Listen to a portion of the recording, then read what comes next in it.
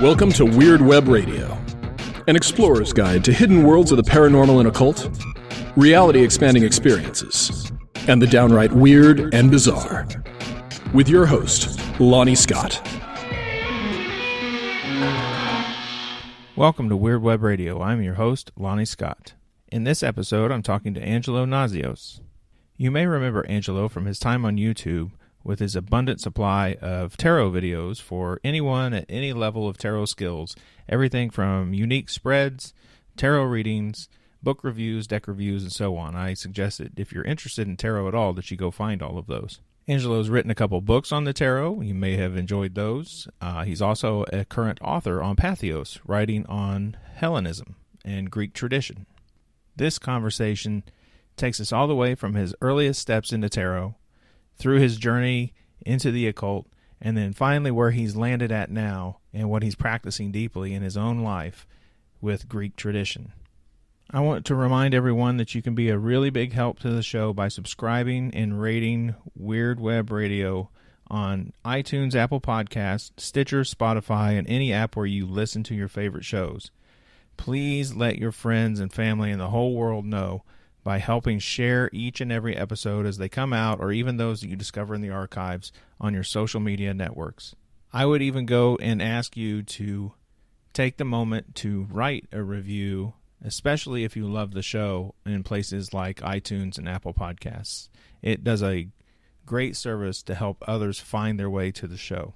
If you would like to become a member of the show and gain access to bonus extended interviews with each and every guest, go to patreon.com/weirdwebradio or weirdwebradio.com and click join the membership. At $5 a month, literally $1.25 each and every week of a 4-week month, you can gain access to so much more information from all of these guests, including their favorite folklore, what they think awaits us in the afterlife, and much, much more. Thank you for taking the time out of your day to be part of this show. Thank you for tuning in and listening. Stay weird out there, my friends. Angelo, welcome to Weird Web Radio. It is an absolute honor to have you here, my friend.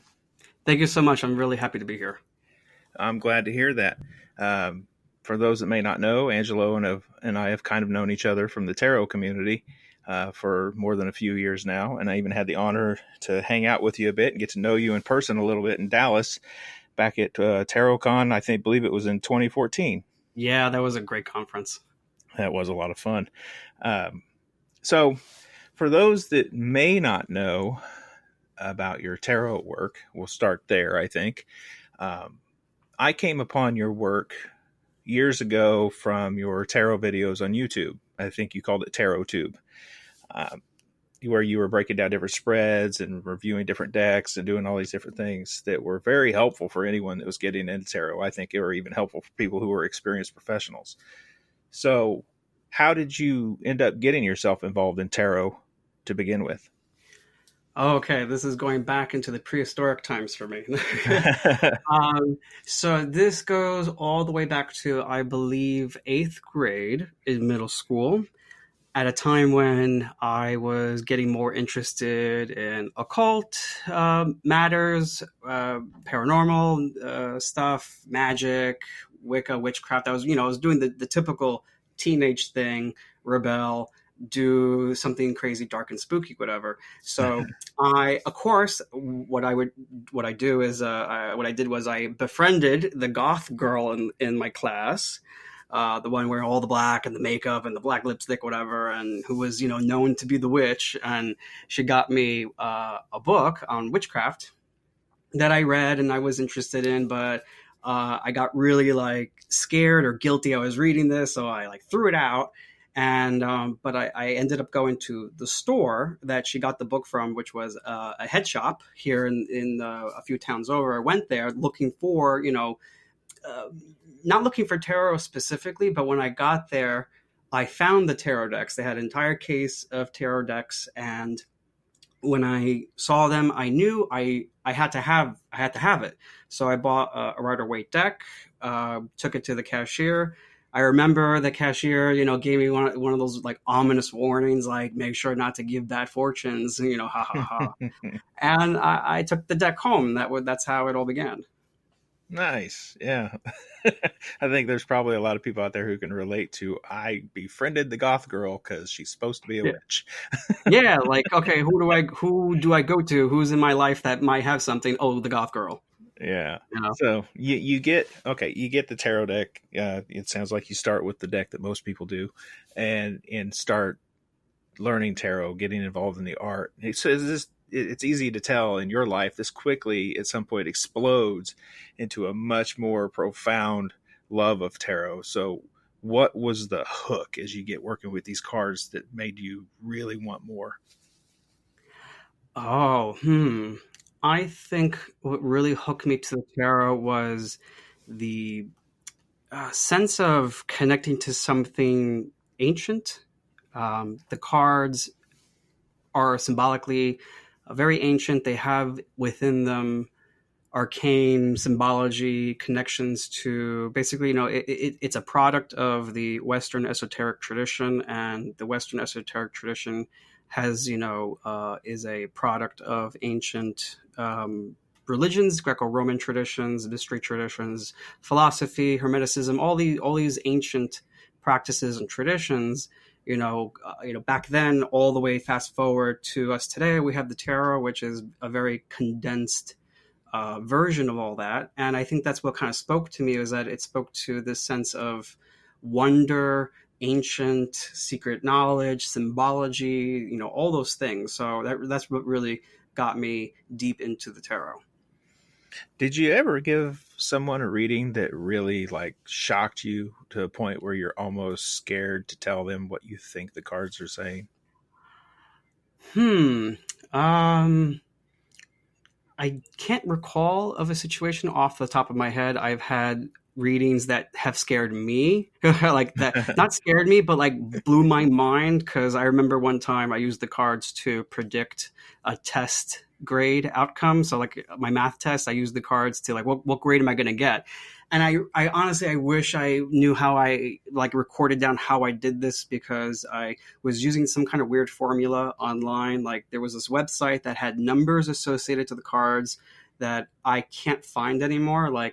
Random numbers like 23 for some reason for this particular card. I don't know what the rationale was. But anyway, so I used their metrics for numeric values for the cards. I took, I think 5 cards out, added up those numbers, then divided by 5. Anyway, so the number that I got was, I believe, 82, and I got an 82 in the test. Nice. And I just was when I got my test grade back, I was in my seat. I was like, holy shit. I jumped back. I was like, no fucking way. And that just blew my mind. that is kind of cool. I had an experience once where I've got 2 sisters in my kitchen. I'm doing reading for both of them. And I'm getting to the point where I'm sort of, like I was saying, I'm almost scared to tell the girl that's sitting in front of me what the cards say, because I need to ask her sort of a clarifying question of whether or not, because it's a relationship rating, and I'm getting this real solid idea that she's torn between getting involved with a woman or a man. But I've known her for a long time, and I've never seen her interested in any sort of lesbian activities or have any lesbian interest. And her sister's standing there, and I'm thinking, I don't know if she wants her sister to hear this question or not. So I say, I need to ask you a personal question. It's going to be pretty revealing. Do you want her to be here? I'm just trying to be as clear as I can. Oh, it's fine. Yeah. We know everything about each other. So I asked the question, and then the silence that stood on the other side of the table was profound for moments, and I've just let it fill the room because I don't want to answer for her. I see the shock on her sister's face. The silence extends a little bit longer until her sister finally leans over and screams, "Answer him!" It's always good to have someone along, a companion. Yeah, and it turns out I was right. She is finding herself interested in women, and it was funny. And then we turn around and have the reading again, turn around, and her sister sits down, and I find in a similar situation where I want to kind of ask her if she's having an affair. And sure enough, you want your sister in here when yeah, seriously. Yeah. So, it's moments like that that come up in tarot readings that I think, you were talking about can really shock somebody. And that's sort of where I was going with that, that there are those shocking moments somewhere that really stands out to you. Mm-hmm. Mm-hmm. So, you decide that you're working with tarot over the years and doing your thing. You start to collect more and more decks. At some point, you begin your YouTube channel. What's the inspiration for that? All right, so the inspiration for that. So this goes back to, I believe, 2008 or 2009. So it's been 10, 11 years since I started my YouTube channel. And this was back in the day when YouTube was brand new, like still pretty new. I think it was only out for 3 or 4 years. And so when I was doing searches for on tarot on YouTube to see what was being put out there, the majority of the videos were readings, people doing readings for people on YouTube. And I really, I wasn't interested in doing videos of reading videos for people or doing forecasts or things like that. I like to talk. I like to give my opinion. I like to demonstrate things. I like to educate, provide commentary, all sorts of things. So I said to myself, well, let me make a YouTube channel, and I'm going to do that. I'm going to provide something that I don't see being provided right now on by the majority of the people on there. I don't see people doing commentary on topics like reversals, yes or no. Talk about this card. What do we think about this? Demonstrating spreads. Then it grew into doing deck reviews and talking about books, and it just grew from there. It basically everything other than doing readings. And I did a couple like for demonstration, but I really didn't want it to be a channel where I was giving free readings to people. Yeah, I don't blame you for that. Even still today, I sometimes wonder if you do the card a day or anything like that is really going to get past all the noise of everyone else doing it. Yeah, so I've always tried those things. I tried Instagram. I used to do my blog, like the Daily Tarot, or what did I call it? Fast Fortune, I think, or That sounds right. Daily Fortune. Yeah, the Fast Fortunes, and it's nice, but I didn't really work out. Like with Instagram, I could never get my videos to look like my photos on Instagram to look that cool professional hipster type of deal. This is too much work. I got no time for that. I'm busy. I don't have the dedication to really stick with that. So it always like kind of flip-flopped back and forth, and I finally stopped. Yeah. You didn't have time for that, but you did eventually have the time to write a book, Tarot Unlocking the Arcana. So that had to be quite a chore. What made you decide that book needed to be written? So like after being on YouTube for several years and giving, all my thoughts and opinions, I think the natural conclusion for me was to, well, let me write a book and kind of canonize all these thoughts that I've shared over the years, refine them a little bit, make it more presentable in a written form, put it out there as my contribution to the art or whatever I could contribute. Okay. It took a while. It took a long time too. It took, I think, 4 years to write. Like I'm a kind of a slow writer, and I didn't know when to stop. I would keep like rewriting, like, oh, let me add a word here, or let me change this. I just didn't know when to stop. Now, did you come up with a title for that book? Yeah. What's sort of the meaning behind it? Why do you settle on Unlocking the Arcana? Because like our arcana, is secrets, and secrets are to be unlocked and figured out or taught to. So the sense of unlocking was appealing to me. The original title was actually "What the Little White Book Won't Tell You." I like that. So, but I know it was cute. Like, what the Little White Book won't tell you. And but then I changed that because I figured, well, maybe someone who's brand new to tarot, who's never seen a deck before, won't know what a Little White Book is. Yeah, and honestly, so, it's cute. Go ahead. Yeah, yeah. If I do another book, maybe I'll bring the title back. Yeah. I guess a lot of tarot books or tarot decks now, you come in these nice box sets. They don't have a Little White Book anymore. They have a genuine book. Yeah, they're getting really nice companion books to go with these decks. Yes, they are. Maybe you could consider something like Little White Book Lies. Mm. That could be fun. Yeah. So, looking back over all the years you've spent working with tarot at this point, what do you think is one of the most important lessons that you've learned from tarot or just working with tarot? I think the one thing that really comes to the top of my mind is not to have fear when you use the cards. People, I feel, can become superstitious with things, and become easily fearful with a reading that they get or a card that comes up. Like, I still do my daily draws, and when Tower comes up, I go, all right, let's see how this plays out. I don't get scared. I don't, stay inside the house. I don't allow irrationality to overcome me, because I know that these cards have very diverse ways of expressing themselves. There's a spectrum that these cards can manifest in our lives, and sometimes it might be a catastrophe, but those are extremely rare occasions, I think. And I just like to tell people, just go with the flow, pull the card, take note, and see how the day goes, then come back to it. And that's one of the lessons that I kind of put in the Tarot Tracker, the second book I created for daily journaling. Right, and I wanted to get to the Tarot Tracker. So you decide that's, I guess it is a journaling book, in essence, a guide to how to journal with tarot. Was that sort of filling a gap that you felt maybe after doing your first book, or was this just the natural progression?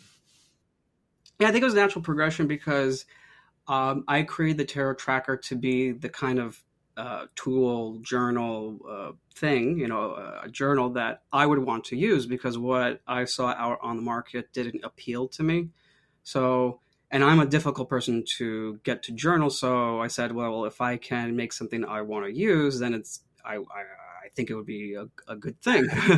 Other people will like it too. So yeah, it just seems like it was the natural step to create that. What would be an example of an exercise or something in the Tarot Tracker that gets a difficult person to journal to actually pick up pen and paper and do it? So the Tarot Tracker, basically, it's your companion for the entire year, for you to record your daily draw, so that way you can look back at the year, your month, your week, and see if there's any patterns, what's going on, just to keep track of all of it in a nice book that has a nice format. So the tracker has your card of the year, your meaning tracker. So the meaning tracker, you can write down your meanings for the cards, and then at the end of the year you redo it to see if there's any growth, any change, any new understandings. And your daily tracker has the daily draws, and also has nightly draws. So you have the option of, in the morning pulling a card, and at night pulling another card. And each of those morning and night draws has preset questions that you can ask, or ask your own question, like, my card of the day, what can I learn today? I may want to do this. I may want to avoid this. How can I serve others best? And what should I focus on? So it gives you something to really work on, instead of pulling a card randomly. Like the card of the day is problematic sometimes, because it doesn't give you a lot of context. When you ask the question, what can I learn today? And you pull the sun, for example, it might say learn to find joy in little things, or stop to smell the roses, for example. So it gives you more of a context of how you should approach the card. And that, I think, engages people to really want to do this more, because it provides a context and something to do that is repetitive. That these are standard questions you can ask for a week. The same question, what do I need to learn today? Ask that every day and see if there's a pattern going on that week with similar themes. No, I like that. That's very good. I guess I don't want to keep you all day, although I really like talking to you. Oh, great. I love talking to you too. This is awesome. Let's move on from tarot and get into your Greek activities. How's that sound? Yeah, it sounds All great. right. So, your name is an obvious to anyone who's ever encountered or read many things Greek to give a clue. Hey, this guy probably has Greek ancestry, right? Yes. So, is that?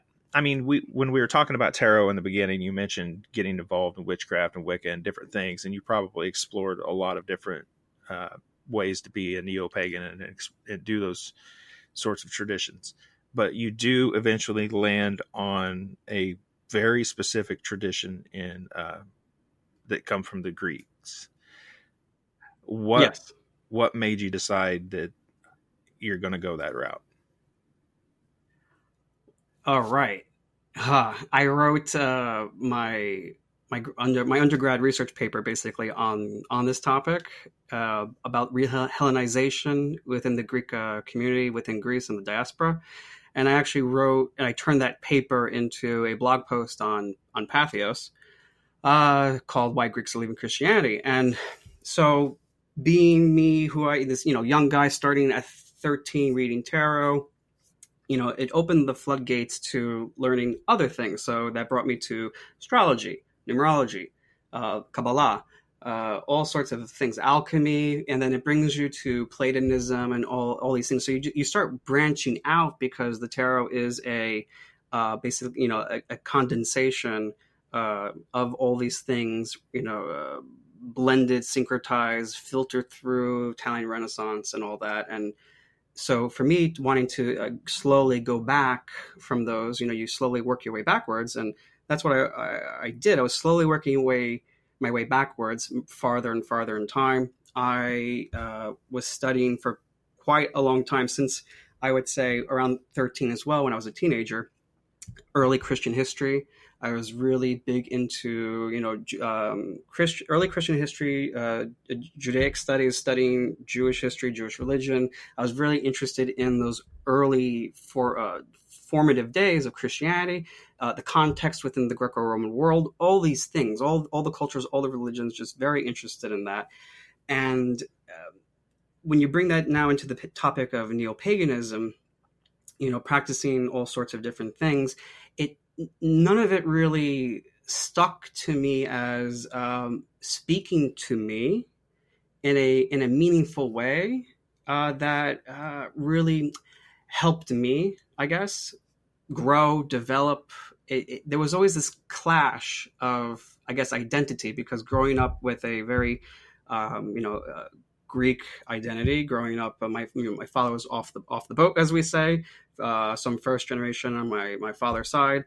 My mother's side, I believe I'm like second generation. On my mother's side, my great grandparents, on both sides, came to the United States in the 1920s, from Sparta and Cyprus.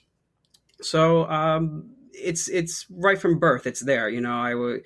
If they took me to Greece to be baptized up in the mountains when I was like 8 months old. The priest nearly dropped me because there was too much olive oil, I guess, and I was a very slippery child. So, my relationship with the church started off on a rocky relationship right from the beginning. And so just being, having this Greek identity and knowing that there's this ancient past, but then also practicing things that aren't Greek.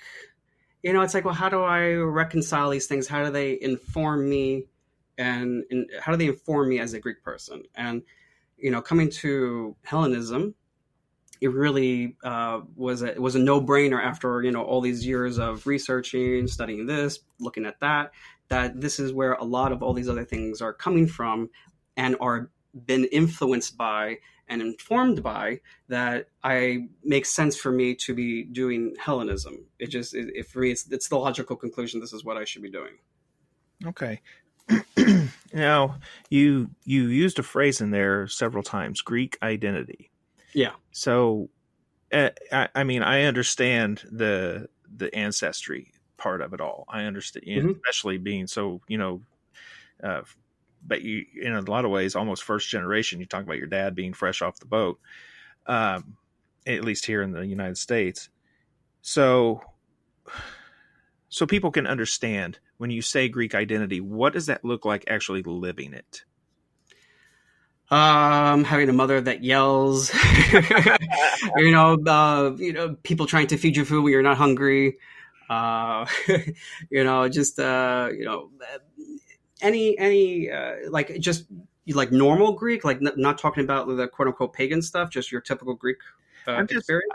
I'm just really curious that since you identify even on your own website as Greek American, but what is it about your life and your upbringing that makes that different enough to say this is really different beyond just ethnicity and a name?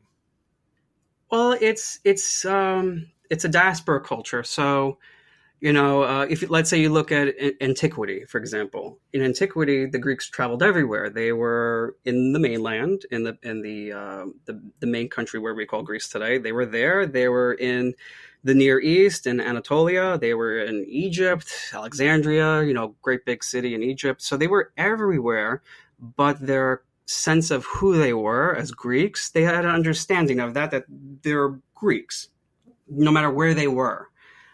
So being in America, I understand myself as simply a Greek in America. My geographical birth doesn't negate or remove the ethnic identity that I was given and raised in from my father, my mother, my uncle, aunts, grandparents, whatever it is, like that gets informs how you were raised. That is an ethnicity. That is an ethnic identity beyond ancestry.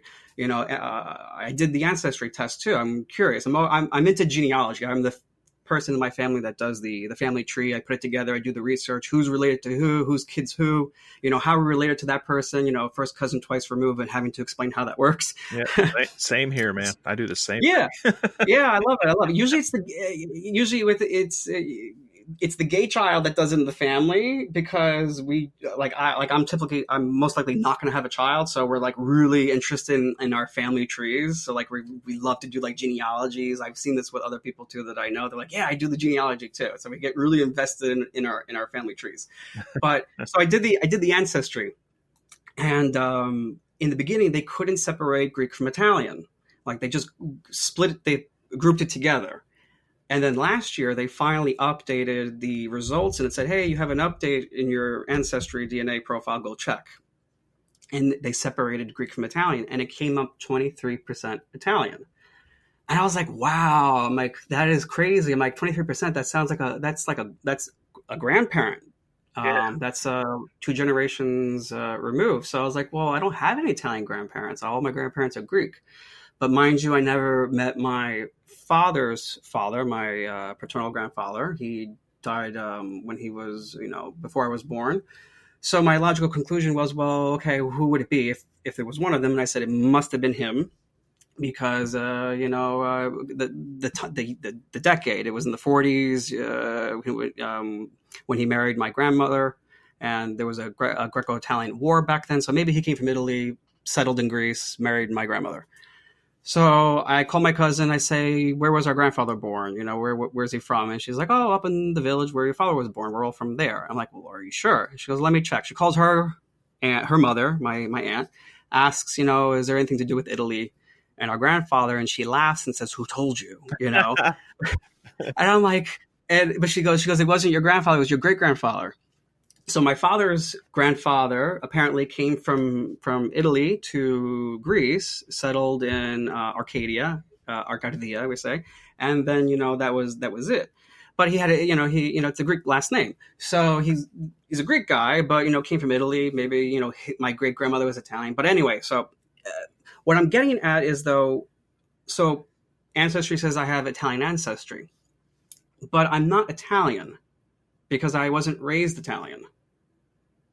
There's a difference. Mm-hmm. So I'm raised Greek by Greek parents, learning the Greek language, going to Greece, I listen to predominantly Greek music.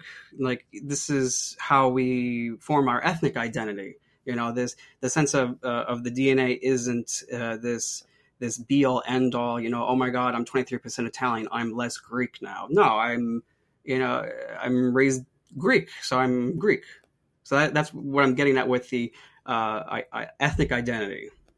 No, I first of all, that was a great story. I love how you can say, "Hey, how does this Italian show up on my family tree?" And mom says, "Hold on a minute, I'll make a phone call." Yeah, yeah, no, seriously, yeah.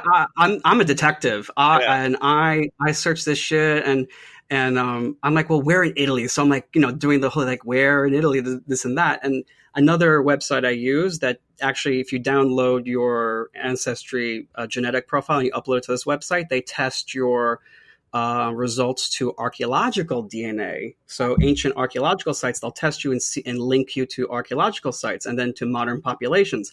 And one of the modern populations I get attached to is the Abruzzo region in Italy. So I'm like, maybe this is where that comes in. What website is it? So it's called mytrueancestry.com, I think. I shall make a note of that. Yeah, it was cool because like with me, it linked me. My oldest archaeological site they linked me to was like 4000 BCE, Copper Age Armenia. No shit, that's cool. Yeah, I know, it was crazy, and all the Mycenaean sites and like all the Roman, Hellenic, Roman, Byzantine sites. Like it's crazy. Yeah, that is crazy. And so I do all the ancestry stuff too, and I got that same email change, and one thing that changed was something I can't remember what it was before. I think it was, but anyway, it was sort of a general term covering the region of Italy and Greece and that Mediterranean region. And then it's come back. It says it's just changed it to I'm 2% Sardinian. And I had no idea what that even was. I had to Google it. Yeah. So I thought the Italians, the Italians have a saying, "Una faccia, una razza," like one face, one race. Like we're all, it's one big happy family. I like that. Yeah. Because something you said also in that story I wanted to pull out of it was your distinctions. You're talking about, so I'm 23% Italian, but that doesn't mean I'm not Greek. That you were raised Greek in a Greek culture, Greek family, you're Greek. And there's nothing that makes your blood, your DNA isn't this gatekeeper to culture and identity. Yes, and it's funny you mentioned gatekeeping because on Twitter the last couple of days it's been a crazy firestorm of gatekeeping and ethnic talks. It's been just madness lately, and it's been driving me crazy because the conversation, the whole reason why I started my Hearth of Hellenism blog was to give my input as a Greek person, Greek American living here in New York. Hellenizing myself, being involved in the Greek diaspora within the polytheistic Greek community here. Well, I noticed that there are no Greeks engaging in conversation in the pagan community, and I was like, well, I'm already talking about tarot. I'm used to talking to people, so I'm gonna switch gears, go into the Hellenic path, Hellenic route. And let me start inputting my 2 cents onto these things because no one else from the community is. And some of the things that I've been trying to address is the confusion on certain topics that unfortunately has been given a bad rap and has been the conversation has been overrun by the other side, the white supremacist, folkish traditions that say, well, if you're not genetically part of this clan, then you can't worship these gods, and the gods are exclusive property of our DNA. Like I do not support that. That is not something that makes sense. The gods are universal. They are common to all people to be worshipped, no matter where in the world. The difference, the boundary though, goes from gods being universal to traditions being ethnic.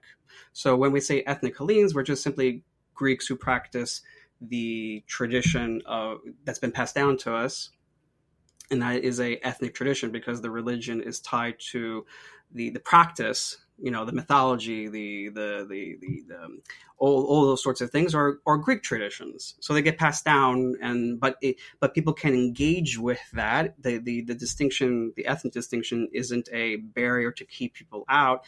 It's a a way for people to come in and adopt those practices and traditions for themselves, to be part of the ethnicity in the long run, to be part of the community. Okay, yeah, Does that make sense? I'm very familiar with these sorts of issues as a heathen. Yeah. Yeah. Yeah, very familiar with these sorts of problems and arguments that can arise. But I mean, let's open this up a little bit. Yes, because there's a lot to unpack. Yes, Because there there's a is. lot of assumptions. There's a lot of assumptions that go into certain words and terms, and it gets out of hand really quick. Okay. Now, So yeah, you said something in there that okay. So there's a difference between this universal welcome mat almost that says anyone can honor these gods and adopt these practices. But you're saying that there's this tradition that's been handed down that's uniquely Greek for the ethnic tradition, as it were. Now, Greece is a country and a culture that has been practicing monotheism in the form of their own version of Christianity and other Abrahamic traditions for hundreds and hundreds of years now. So where do you say that the tradition has lived on enough to be passed down to anyone to hold on to it today and call it theirs? So, repeat that. Clarify one again, so I can. That's okay. What I'm asking is, you know, when you were talking, you were saying that there's this living ethnic tradition that's uniquely Greek, or that's been handed down that's uniquely Greek. And maybe you didn't say living. I'm asking, you know, because of the generations of a monotheistic culture spiritually, since they were actually worshiping in those temples that we all know and love, you know, dotting the landscape. How is it actually a tradition that has come down through the ages through all that monotheism? So, how did it survive? Sure. Well, so basically, people think that, you know, Christianity just came on the scene and just destroyed everything, and everything, you know, disappeared very fast. When, if you look in the history, things lingered on a long time. And I'm a graduate student in history. I really like to study late antiquity, the period usually between the 3rd century Common Era to up to maybe the 7th century Common Era. And that will involve the rise of Christianity, the decline, quote unquote, of paganism, and all those sorts of things. I'm really interested in that question of how did this happen? And my thesis that I'm eventually going to write wants to address that. And so basically, you know, Hellenism, ethnic Greek religion, this quote unquote paganism, survives all the way up into, you know, publicly, what you can trace in records, you know, mentions, stuff like that.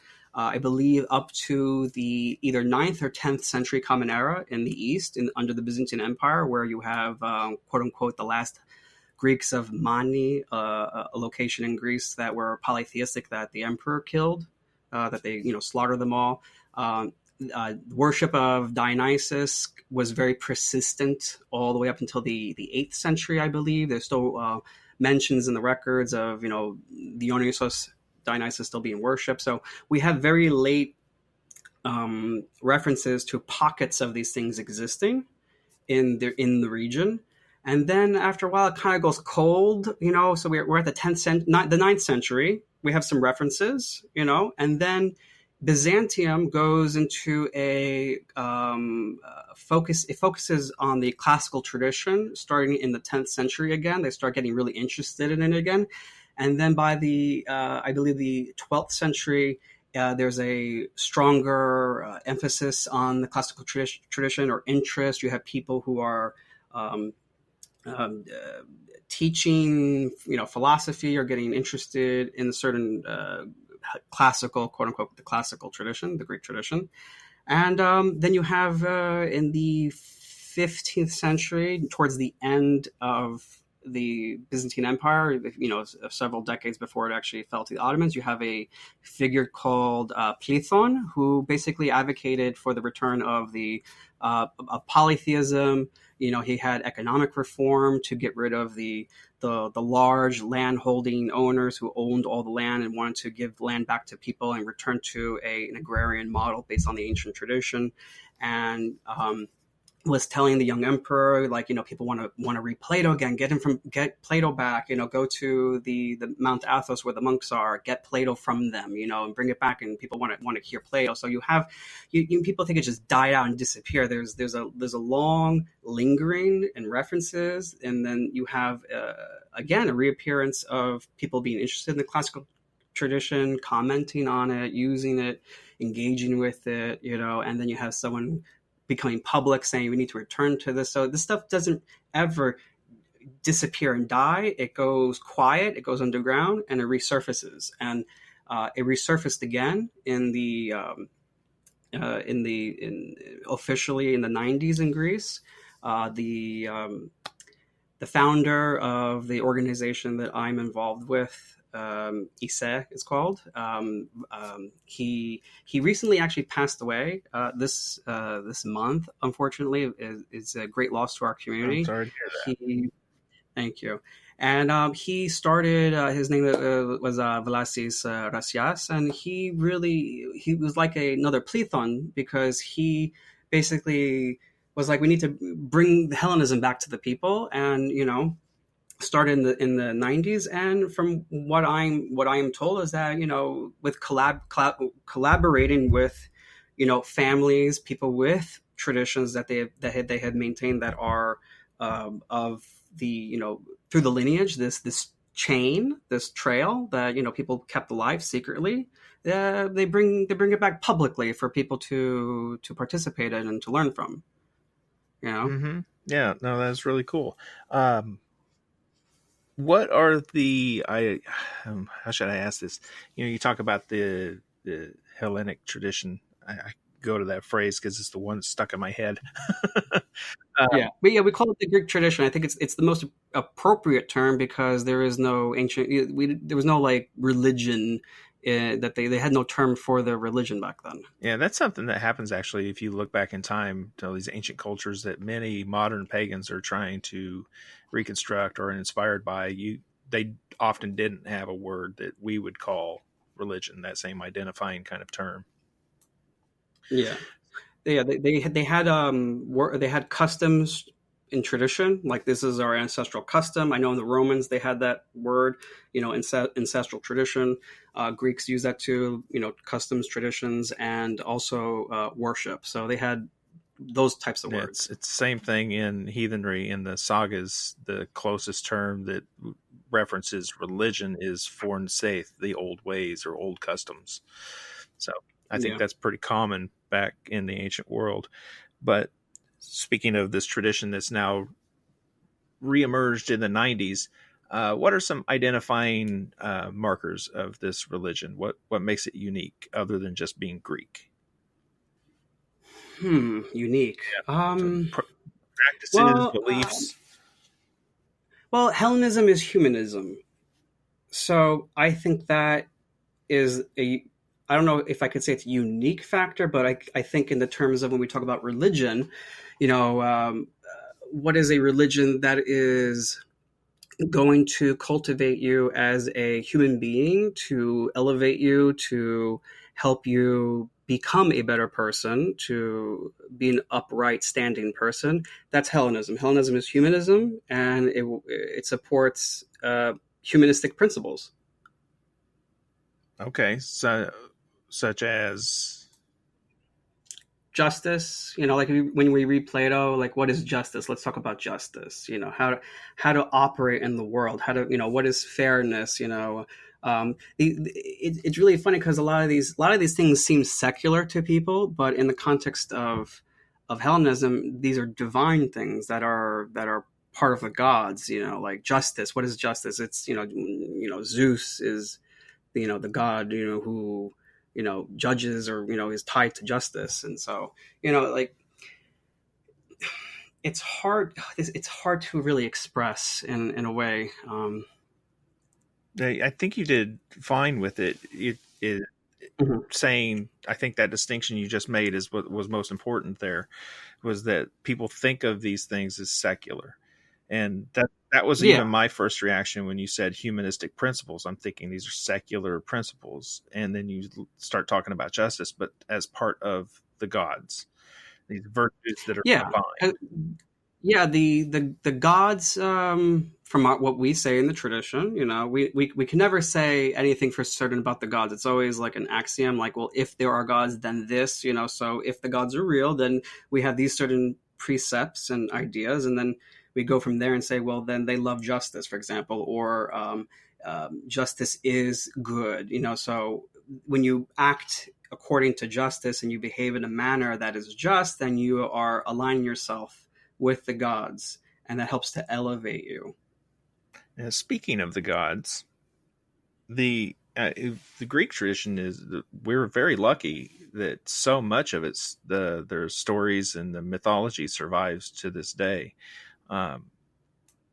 But people will often in mythology will point to a story of a god and their exploits and say, they're a monster because of this thing in that story. But on the other Mm. hand, you're talking Oh, about yeah. gods being, where these virtues come from. How do you Yeah. combat that sort Yeah. of thought? How do you explain to them the difference? Mythology isn't theology, Fair. in a In nutshell. a nutshell, mythology is not theology, but there are people who actually believe that is the case. So I understand that mythology is not theology, and I agree with you. But how would you explain that to someone who says, "Well, Zeus rapes, you know, someone in this story, so Zeus is a monster. I can't worship." Well, Zeus doesn't actually rape, because Zeus doesn't have a body. He doesn't have a penis, and doesn't do harmful acts, because we believe the gods are pure beings that are good, that don't harm, and they don't hurt you. They're not out there to say, well, who can I hurt? Mhm.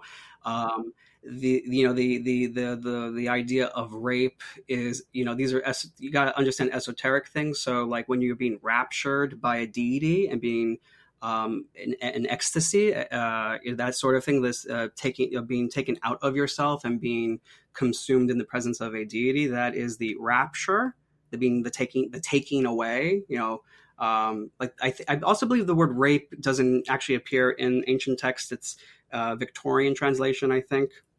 I never really deeply looked into that, because I never needed to rectify, or figure out, like, how do I deal with that, because I understand that the myth is, there's esoteric things in myths, and you have to contemplate on that. um, if you there's a good book to read, and I blogged about this, called On the Gods and the World by Sallustius, written in late antiquity. And it's basically a quick guide that will help you understand the more philosophical, theological positions on these things. And the first thing he opens up with is about, to engage in conversation about the gods and to have meaningful understanding, you have to be educated properly to avoid foolish opinions. You can't have foolish opinions when you talk about the gods.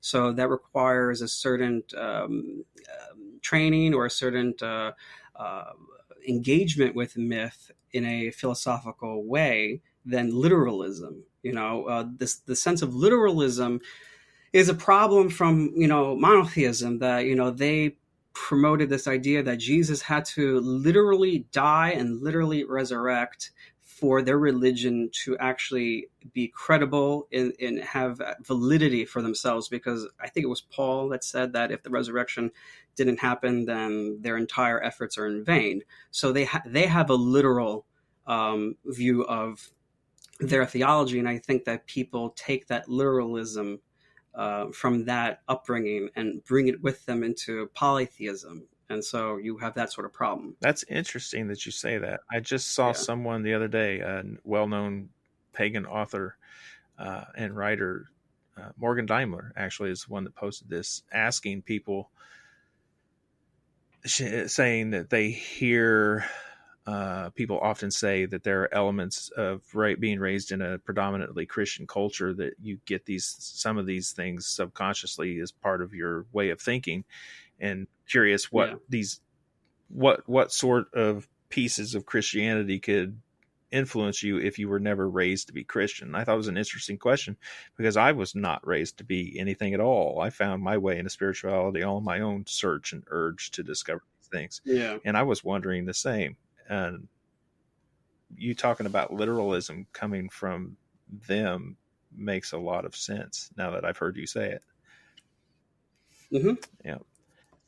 The reason why they developed a esoteric or symbolic metaphorical application to their religion is because of the criticism that they received in antiquity about being too literal or not having a more symbolic interpretation. They got criticized for that.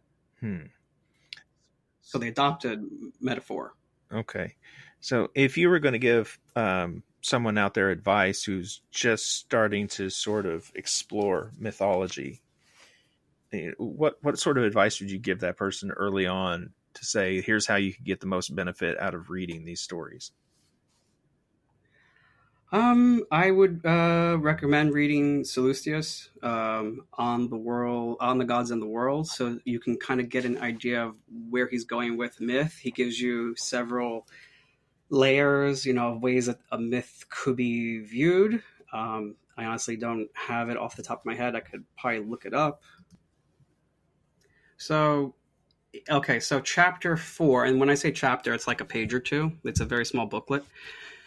He writes that there are 5 species of fables and examples of each. Of fables, some are theological, others physical, other anamastic, quote, parentheses, or belonging to soul, others material and lasting, others mixed from these. Fables are theological, which employ nothing corporeal but speculate the very essence of the gods, such as the fable which asserts that Saturn Kronos devoured his children, for it obscurely intimates the nature of an intellectual god, since every intellect returns into itself. So, that little brief right there. So when someone says, oh my God, Kronos eats his children, well, in the philosophical way of thinking, it says here, it shows the nature of an intellectual god, a god of, mind, since intellect returns to itself, so it might not make sense. It's very packed with philosophical language. So my advice is to people is to not get hung up with mythology so much and try to read philosophical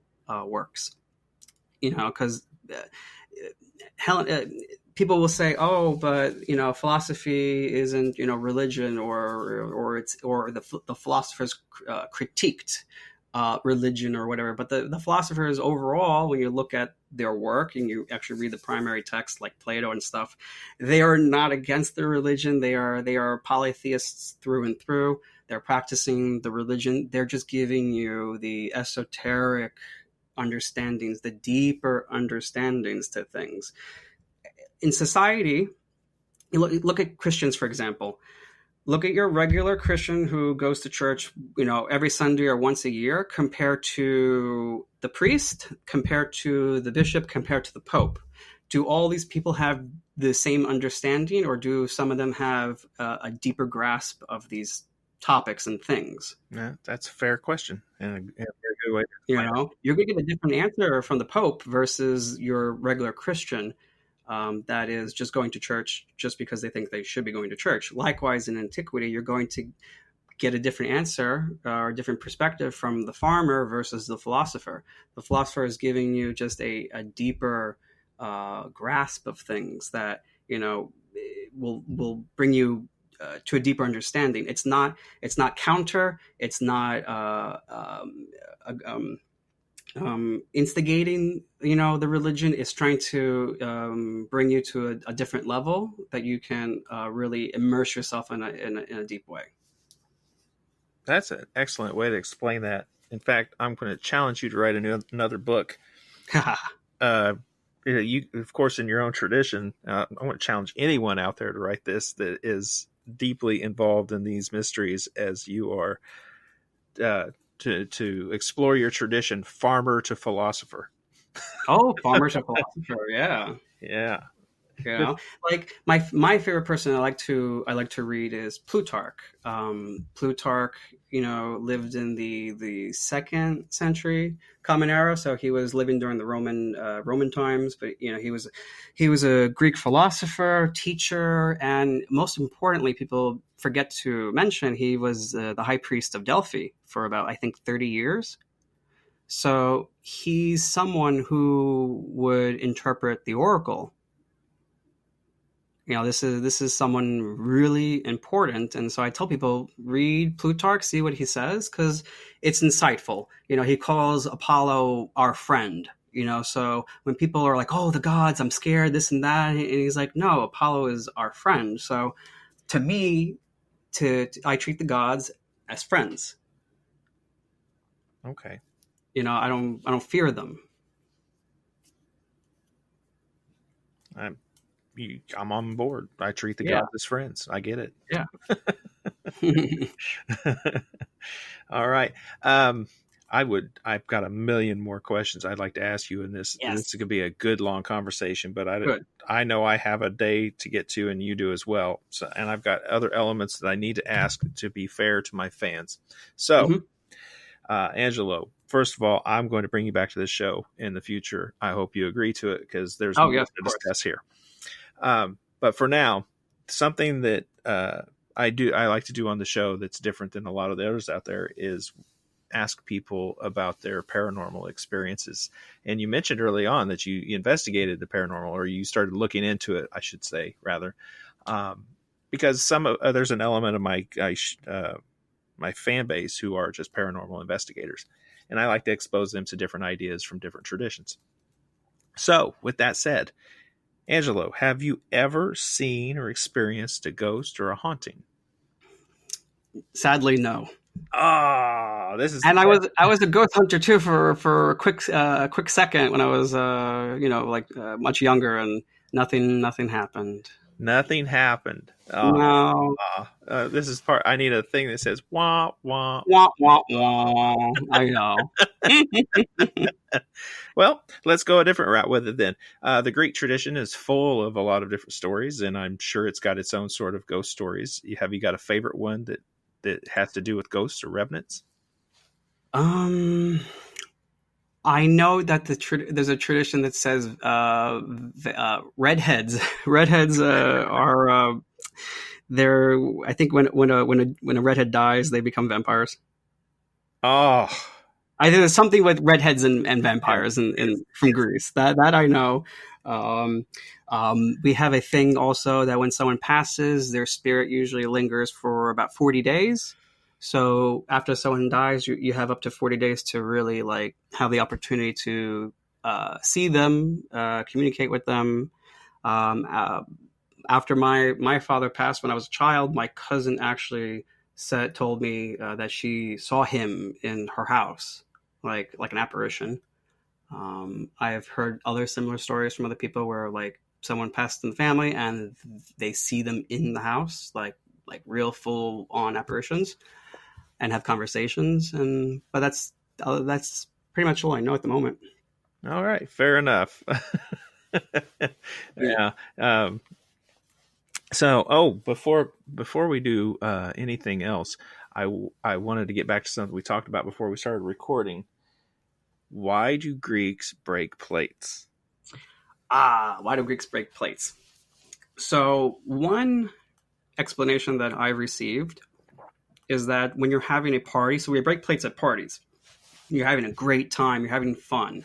There's a lot of happiness. You break plates for good luck, because it wards off the bad spirits that want to wreak havoc on your fun. So you're breaking plates to make noise that hides the joyous occasion, to make it sound like it's bad. Interesting. That's the quote unquote superstitious explanation. Like, oh, it's good luck, so the spirits don't bother you. All right. Well, we have come to basically what is going to be the regular portion of the show. But if there's something that you would like to bring up that I didn't get to, a parting thought or something else you'd like to share, whether it's 5 minutes or 5 seconds, it's completely up to you. Oh yeah. Trying to think. Trying to think if I meaningfully explain certain things. I know the conversation of ethnic religion or ethnicity can get a little tangled. Mm-hmm. In a nutshell, when we say ethnic religion, it just means a religion that's tied to a people. Ethnic, as a Greek word, ethne just means nation, and it doesn't. And when we say nation, we don't mean in a national sense of a country with a border. It refers to a people. People are nations, in the sense of the Greek word. So basically, when we say Greek ethnic religion, it's just saying the religion of the Greek people. Okay. Yeah, I think you did well in the first part of the discussion, explaining that there's nothing stopping anyone from adopting these practices or getting involved. Yeah, the adding on to that, people are, they're welcome to learn. It's my experience, though, that they don't want the Greeks to teach them. There is a lot of put down discrimination, dismissing, disregarding the Greeks today as illegitimate Greeks, or that we're somehow don't know what we're doing. There's nothing that survived. There's a lot of anti-Hellenic attitudes that are thrown towards us, and I think it prevents a lot of people from wanting to try and take us seriously when we share something. Okay. Yeah. So if people want to find the information that the Hellenic tradition is providing, or, want to get answers to those questions, where would you send them? They can check out my blog, Hearth of Hellenism on Patheos. I blog. You'll see my opinions on things, on topics. You can go to on Amazon if you type in our community. The organization I'm involved with translated their little Greek booklet that they published into English, and you can read it. You can see what we put out there in terms of theology and practice, and it gives you the breakdown of the ritual, how to do a ritual. We teach you in the booklet.